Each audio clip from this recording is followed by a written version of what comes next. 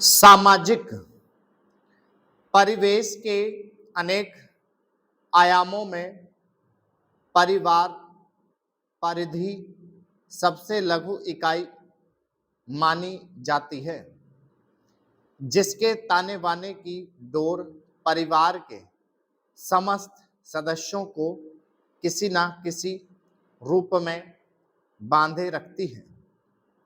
कभी घर आंगन के सभी सदस्यगण अपनी अपनी जिम्मेवारी के बंधन को बखूबी निभाते थे और वे एक स्वतः स्फूर्त अनुशासन के आवामंडल से जुड़े रहते थे।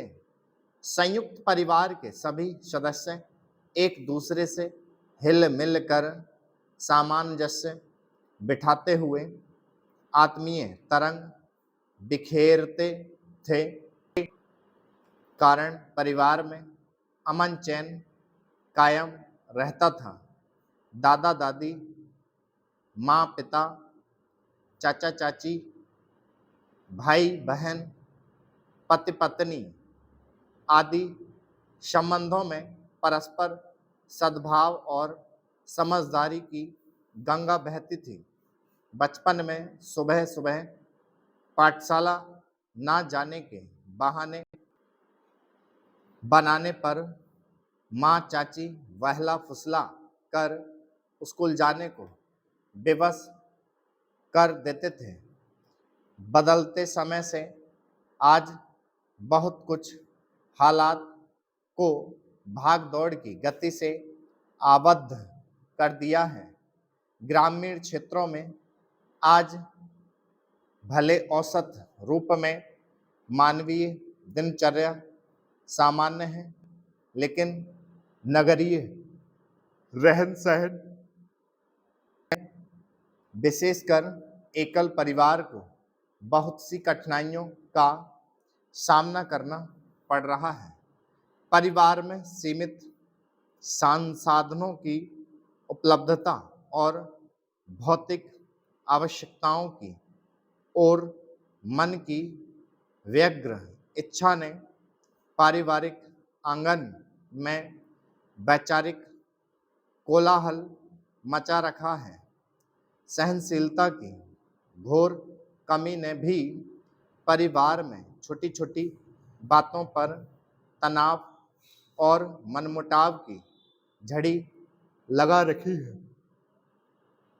ऐसी स्थिति आमतौर पर अब लगभग घर में देखी जा रही है, जहां विशेषकर किशोर अपने माता पिता के बीच में हुई बहस या लड़ाई झगड़े के समय सन्नाटे में जाकर चुपचाप बैठ जाते हैं।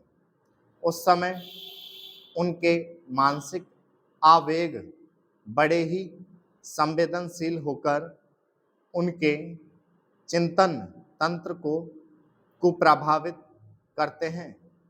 इस हालात में उन्हें भावनात्मक और संज्ञानात्मक रूप से कमजोरी के दौर से गुजरने की बाध्यता होती है और यह स्थिति उनके मस्तिष्क पर दीर्घकालिक असर छोड़ती है। उनके अंदर बाल मन की गतिशीलता की नैसर्गिक प्रतिभा विचलन की ओर जाती दिखती है। टकराव या गुस्से में माता पिता की चिल्लाहट की गूंज बच्चों के कान में कम बल्कि उनके दिमाग पर अधिक असर डालती है। उनके मन में एक भय की रेखा खींच जाती है और वे कल्पना करने लगते हैं कि कहीं माँ पिता उन्हें छोड़कर अन्यत्र ना चले जाएं। ऐसी कुछ घटनाएं होती भी हैं।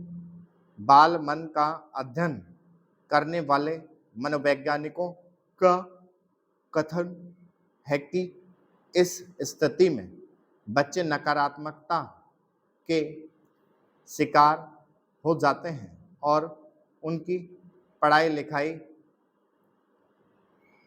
प्रभावित होती है। स्टॉप।